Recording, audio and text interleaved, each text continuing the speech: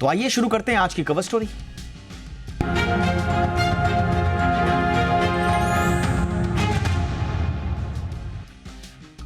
तो देश के बड़े शहरों में खाली पड़े शॉपिंग सेंटर्स यानी कि घोस्ट शॉपिंग सेंटर्स की संख्या बढ़ी है। नाइट फ्रैंक इंडिया की ताजा रिपोर्ट बताती है कि 2022 के मुकाबले घोस्ट शॉपिंग सेंटर्स की संख्या 57 से बढ़कर साल 2023 में 64 हो गई। इसके चलते 6,700 करोड़ रुपए के नुकसान की आशंका है। आज हम इसी रिपोर्ट का विश्लेषण करेंगे और जानेंगे कि क्या वाकई में शॉपिंग का तरीका बदल रहा है, इन इलाकों में कोई ऐसी दिक्कत है कि यहाँ पर बिजनेस नहीं आ पा रहा है, क्यों नहीं आ पा रहा है, वहाँ पर रीडेवलपमेंट की आवश्यकता है, क्या है, मतलब थोड़ा सा डिकोड करने की कोशिश करेंगे। क्योंकि उभरते हुए भारत में शॉपिंग सेंटर्स खाली जा रहे हैं, ये ऐसी इंफॉर्मेशन है जो थोड़ा सा चौंकाती है लोगों को। लेकिन ये बड़ी कॉम्प्रिहेंसिव, बड़ी डिटेल्ड रिपोर्ट है और बड़ा अच्छे से इसमें बताया गया है कि ऐसा ऑब्जर्वेशन का आधार क्या है। थोड़ा सा रिपोर्ट में आप डिटेल्स को छानिए और इसके बाद मैं खुद नाइट फ्रैंक से जुड़े हुए लोगों को आमंत्रित करूंगा शो पर, और इस पूरे डोमेन से जुड़े हुए एक्सपर्ट भी हमारे साथ होंगे। दोनों मेहमानों के साथ मैं लौटूंगा। पहले आप देखिए ये report.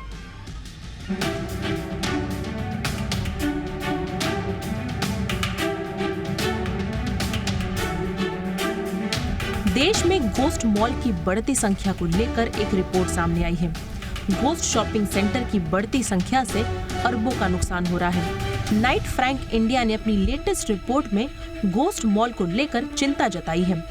Think India think retail 2024 के नाम से जारी इस रिपोर्ट में उन 8 शहरों के नाम भी सामने आए हैं जहां ऐसे मॉल की संख्या लगातार बढ़ रही है। नाइट फ्रैंक इंडिया की रिपोर्ट के मुताबिक देश में घोस्ट मॉल की संख्या लगातार बढ़ रही है। साल 2022 के मुकाबले घोस्ट शॉपिंग सेंटर की संख्या 57 से बढ़कर साल 2023 में 64 हो गई है। इन नंबर्स के बढ़ने के साथ ही नुकसान का आंकड़ा भी बढ़ गया है। घोस्ट शॉपिंग सेंटर की संख्या बढ़ने से 6700 करोड़ रुपए का नुकसान हुआ है। घोस्ट मॉल किसे कहते हैं, इसे भी समझ लीजिए। दरअसल घोस्ट मॉल उस मॉल को कहा जाता है जिसमें 40% से अधिक जगह खाली जगह होती है। यानी जिन मॉल्स में 40% से ज्यादा जगह या तो खाली पड़ी हो या इनमें कोई खरीदारी करने नहीं आता है या फिर ये बंद पड़े हैं, वो इस कैटेगरी में आते हैं। इस रिपोर्ट के मुताबिक 8 शहरों में कुल 64 खाली पड़े मॉल में से 21 मॉल दिल्ली एनसीआर में हैं। वहीं बेंगलुरु में 12 और मुंबई में 10 हैं। इसी तरह से कोलकाता में 6, हैदराबाद में 5, अहमदाबाद में 4 और 3 चेन्नई और 3 पुणे में हैं। नाइट फ्रैंक इंडिया की रिपोर्ट के मुताबिक घोस्ट मॉल के मामले में दिल्ली सबसे ऊपर है। राष्ट्रीय राजधानी क्षेत्र यानी दिल्ली एनसीआर में 53 लाख वर्ग फुट घोस्ट शॉपिंग सेंटर है। दिल्ली एनसीआर के बाद मुंबई है जहां 21 लाख वर्ग फुट घोस्ट शॉपिंग सेंटर है। तीसरे नंबर पर बेंगलुरु है जहां 20 लाख वर्ग फुट घोस्ट शॉपिंग सेंटर है। इसके अलावा अहमदाबाद, कोलकाता, हैदराबाद जैसे बड़े शहर भी इसमें शामिल हैं। अपनी रिपोर्ट में नाइट फ्रैंक ने कहा है कि एक साल में महानगरों में शॉपिंग सेंटर्स की संख्या घटी है। साल 2023 में शॉपिंग केंद्र की कुल संख्या घटकर 263 रह गई। पिछले साल 16 शॉपिंग मॉल बंद हो गए थे। इन आंकड़ों को देखकर यही लगता है कि देश में शॉपिंग का तरीका बहुत तेजी से बदल रहा है। ब्यूरो रिपोर्ट, जी मीडिया। मेरे साथ खास मेहमान जुड़ चुके हैं। गुलाम जिया साहब हमारे साथ जुड़ चुके हैं, एग्जीक्यूटिव डायरेक्टर हैं नाइट फ्रैंक इंडिया के, जिन्होंने ये रिपोर्ट तैयार की है। गुलाम जी, बहुत बहुत स्वागत है आपका हमारे शो पे। क्या है ये, किस तरह के मार्केट ट्रेंड्स हैं? पहले तो बधाई आप लोगों को, इस तरह की एक अलग किस्म की पिक्चर पेश करने वाली रिपोर्ट मैंने अरसे बाद देखी है, तो कंग्रेचुलेशंस फॉर दैट फर्स्ट। और अब ये बताइए कि ये डिमांड फॉर रिटेल स्पेसेस जो है और उसमें जो शिफ्ट देखने को मिल रहा है, ये किस तरह का है, क्या है रिपोर्ट्स में हाइलाइट्स?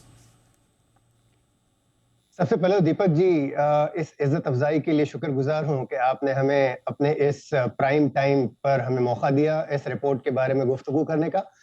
इस रिपोर्ट का ब्यौरा तो आप तकरीबन सारे ही व्यूअर्स के सामने, दर्शकों के सामने ला चुके हैं।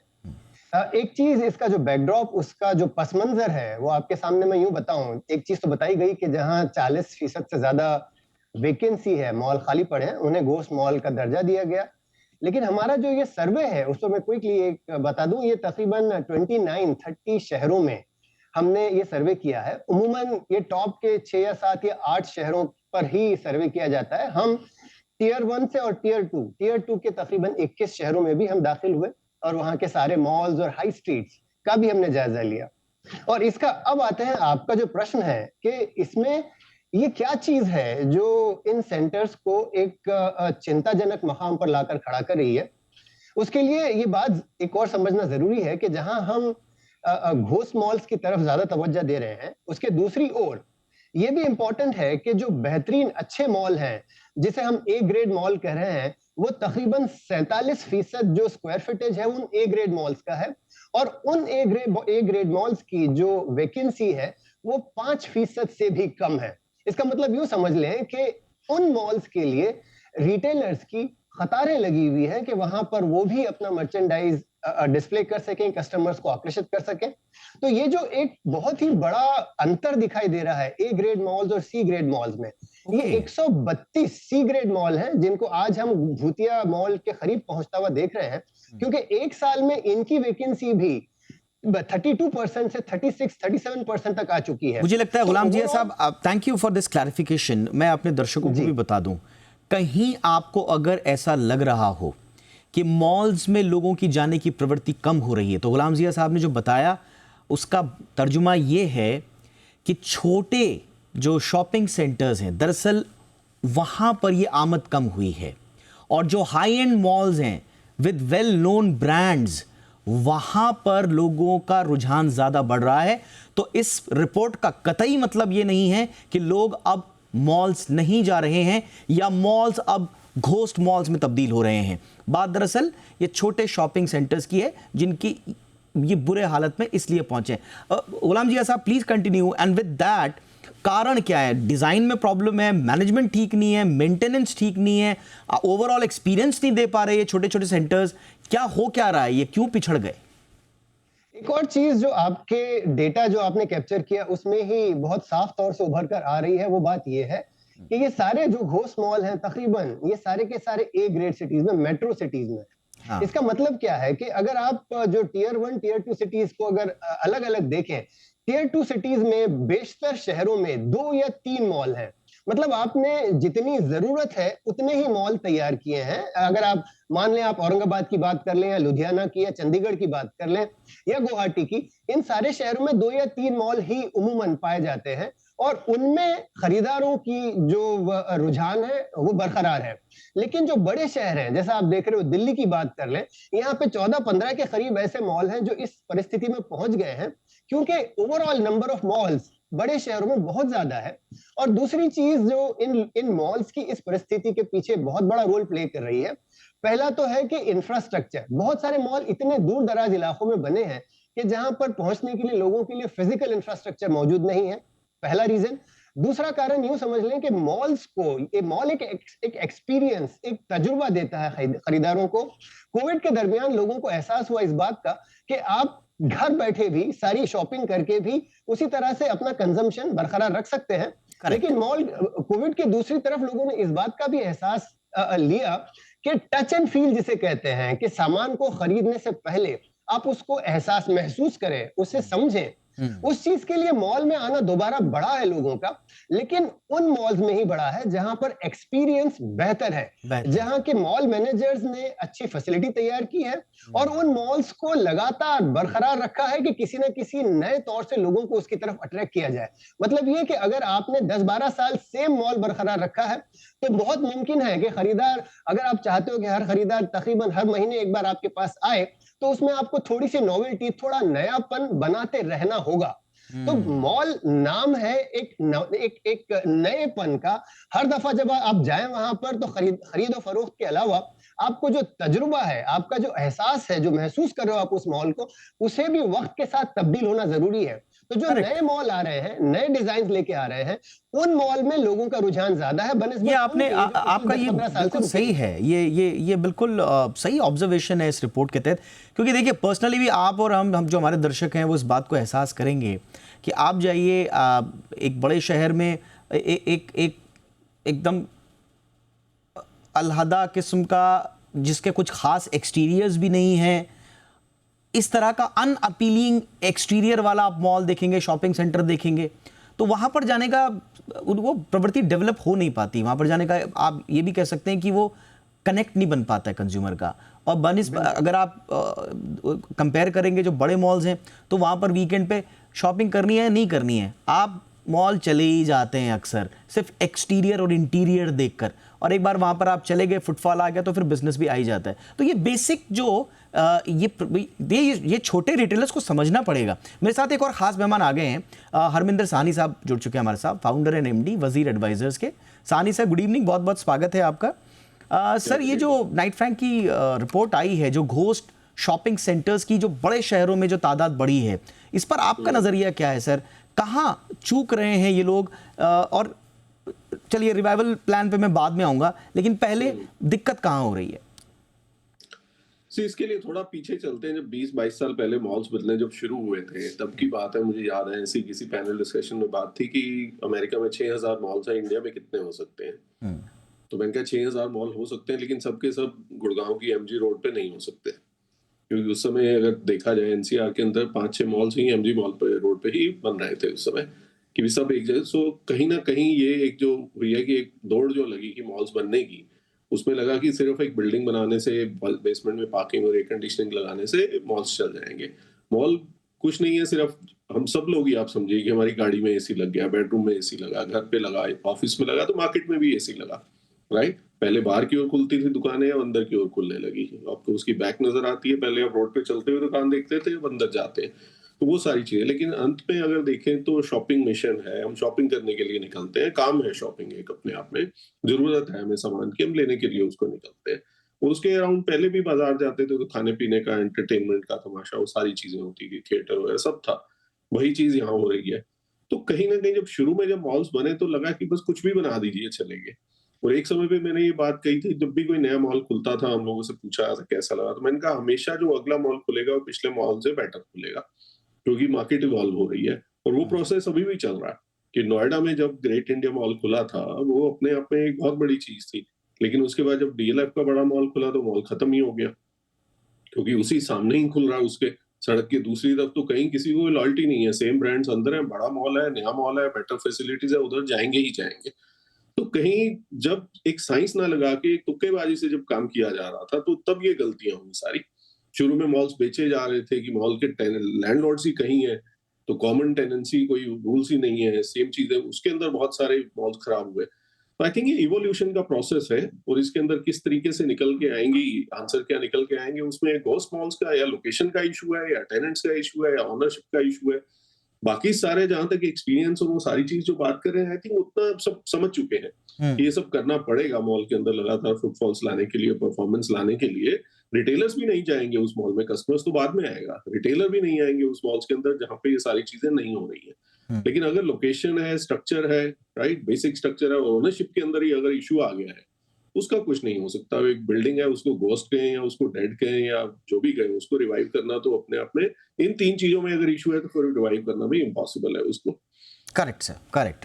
और ये देखिए, अब थोड़ा सा आप और थोड़ा सा डिटेल में अगर जाएंगे, इसमें अगर आप कंपेयर करें इस रिपोर्ट में जिसका जिक्र है स्मॉल शॉपिंग सेंटर्स, जिसमें एवरेज लीजिंग एरिया जो होता है वो 1 लाख स्क्वायर फीट का होता है, इसमें से 132 are on the verge of turning into ghost malls, right. दूसरा, मिडिल लेवल शॉपिंग मॉल्स में आप आ जाइए, यहाँ पर वैकेंसी रेट 15-15.5% के आसपास का है। और बिगर शॉपिंग मॉल्स जो हैं, जहाँ पर average leasing area 5 lakh square feet का है, यहाँ पर वैकेंसी रेट सिर्फ 5% की है। तो वही जो हम लगातार चर्चा कर रहे हैं। एक और जो इंटरेस्टिंग डेटा इसमें है, टॉप 8 सिटीज़ में, दिल्ली, मुंबई, बेंगलुरु वगैरह जो हैं, इसमें total number of shopping malls decline to 263 in 2023, यानी कि 16 शट डाउन हो गए। अब ये एक इशू है बड़े मॉल्स में। गुलाम जिया साहब, क्या जो ओनर्स हैं, क्योंकि छोटे शॉपिंग सेंटर्स में एक प्रॉब्लम एक और आता है कि आपके पास डाइवर्स टेनेंट नहीं आ पाते हैं। पता चलता है कि अगर कपड़े का ही है तो पूरा का पूरा शॉपिंग सेंटर ही सिर्फ कपड़े की दुकानों से भर गया या किसी खास किस्म के प्रोडक्ट से भर गया। और शॉपिंग सेंटर आने का मतलब ही ये है कि वहां पर डाइवर्स आपको एक्सपीरियंस मिले, अलग अलग दुकानें मिले, अलग अलग प्रोडक्ट मिले, अलग अलग चीज़ें खरीदने को मिले, ये भी एक इशू रहता है जो टेनेंट्स का और इससे रिलेटेड जो है। गुलाम जिया साहब। जी बिल्कुल सही कहा आपने कि जो मॉल्स छोटे हैं उनके लिए सबसे बड़ा ड्रॉबैक या डिसएडवांटेज यही है कि वो एक बेहतर रिटेलर मिक्स नहीं सामने ला सकते। और उस रिटेलर मिक्स में न केवल शॉपिंग बल्कि जैसा सर बता रहे थे कि इसमें entertainment, FEC, family entertainment centres, malls के अलावा मल्टीप्लेक्सेस वगैरह, इन सबको इकट्ठे करना छोटे साइज के शॉपिंग सेंटर में दोभर है, तकरीबन नामुमकिन है। और दूसरी चीज कि ये भी है कि इन छोटे मॉल्स को जैसे आप अगर उसमें तकरीबन आधा ही आपका बड़ा कोई रिटेलर, बिग बॉक्स रिटेलिंग जिसे कहते हैं, वही ले जाए, तो उसके बाद आपके पास ज्यादा जगह भी नहीं बचती कि जहां पर आप दूसरा एक्सपीरियंस क्रिएट कर पाए। तो ये सारी चीजें इकट्ठा होने के बाद इतना दोभर कर देती हैं, इस एक सर्टेन साइज के नीचे मॉल को चलाना अपने आप में बहुत बड़ा मुश्किल सवाल हो जाता है। Correct sir. फटाफट से आप दोनों से मैं अब समझना चाहूँगा, उससे पहले मैं हरमिंदर सर आपसे थोड़ा सा, मैं इसको शुरुआत में आज हमने जो दर्शकों से सवाल पूछा है वो थोड़ा सा कंज्यूमर बिहेवियर पे ज़्यादा सेंट्रिक है। आप क्या कंज्यूमर बिहेवियर शिफ्ट को भी देख रहे हैं कि शॉपिंग ऑनलाइन और visiting high and malls with well known brands, अब यही ट्रेंड है क्या कंज्यूमर बिहेवियर में, छोटे शॉपिंग सेंटर्स के पीछे जाने का, या कुछ और? नहीं, मेरा ऐसा मानना है कि कंज्यूमर कभी भी ऑनलाइन या ऑफलाइन ऐसे डिसाइड नहीं करता है। कंज्यूमर एक से हम सब कंज्यूमर हैं, एक मूड की बात होती है, एक प्रोडक्ट की बात होती है और एक ऑफर की बात होती है। कई सारी चीजें, ओकेजन है, प्राइस है, क्या लेना है, कितना लेना है, किसके साथ जा रहे हैं, अकेले लेना है, राइट? हर चीज मैटर करती है उसमें, ऑनलाइन ऑफलाइन अब दोनों नॉर्मल चीजें हैं सबके लिए। ऑनलाइन का एक नया पहले वो था, उससे पहले एक बार मॉल्स की लहर आई थी तो सब कहते थे तो हाई स्ट्रीट छोड़ के मॉल्स चले जाएंगे, वो भी नहीं हुआ। हाई स्ट्रीट भी चलता है, मॉल भी चलता है।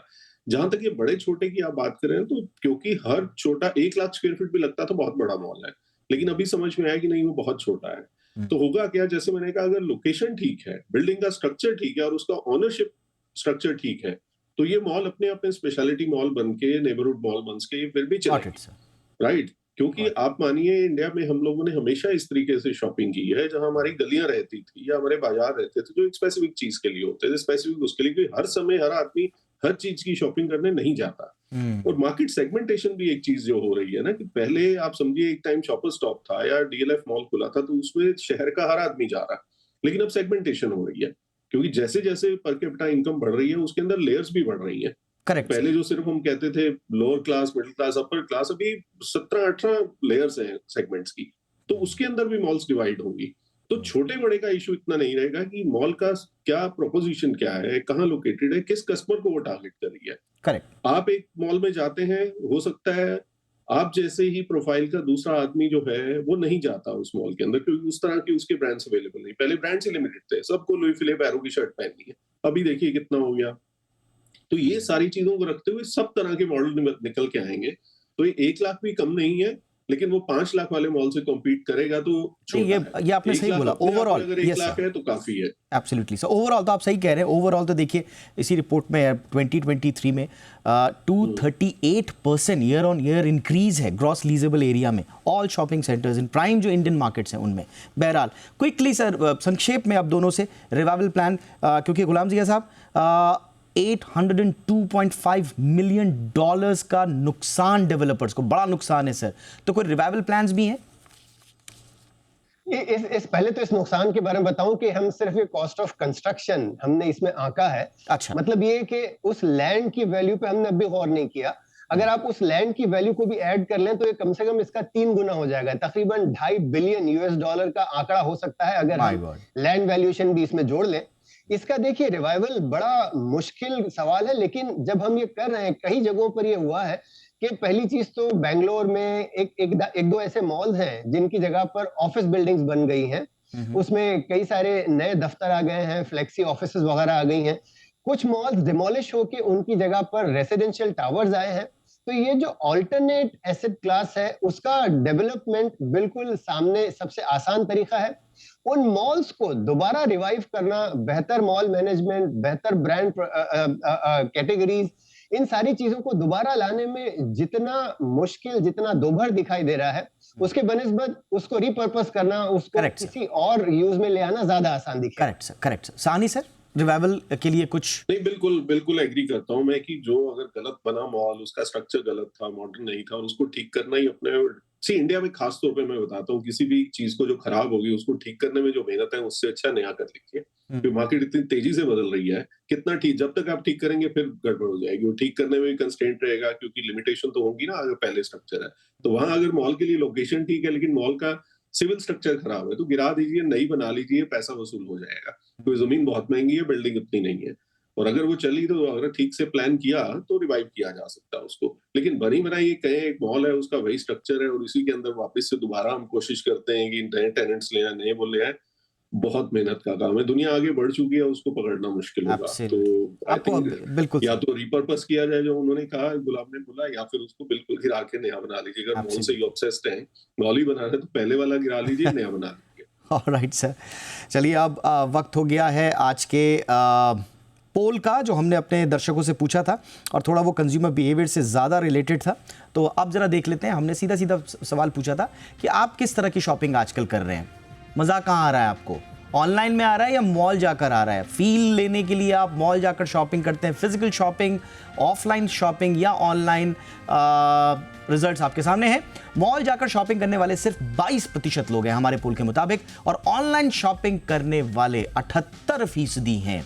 तो ऑनलाइन ही ज़्यादा चॉइस है, लेकिन ये रिपोर्ट बताती है कि ऑनलाइन और हाई एंड शॉपिंग मॉल का एक मिक्स है, और इसमें शॉपिंग सेंटर्स कहीं पीछे छूट गए हैं। फटाफट से कुछ इंटरेस्टिंग हमारे रिएक्शंस भी आए हैं, कमेंट्स भी आए हैं लोगों के, वो भी ले लेते हैं फटाफट से।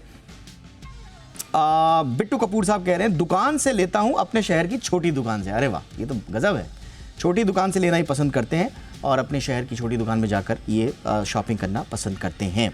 इसके अलावा मिलेश जी हैं जो कि कहते हैं ऑनलाइन, मैं बहुत आलसी हूँ।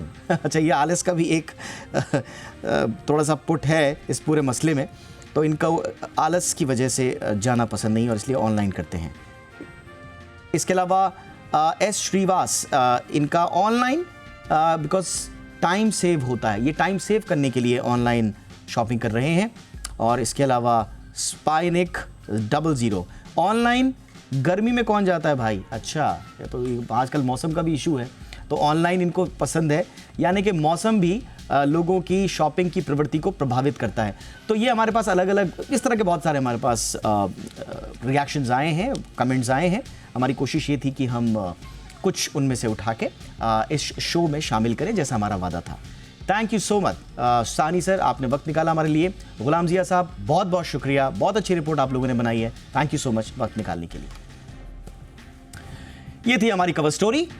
एक छोटे से ब्रेक के लिए रुक जाते हैं और ब्रेक के बाद आपको बताएंगे बिजनेस जगत से जुड़ी हुई तमाम बड़ी खबरें फटाफट अंदाज में। एक छोटे से ब्रेक के बाद कोई अपडेट बिजनेस जगत का आप नहीं करेंगे मिस।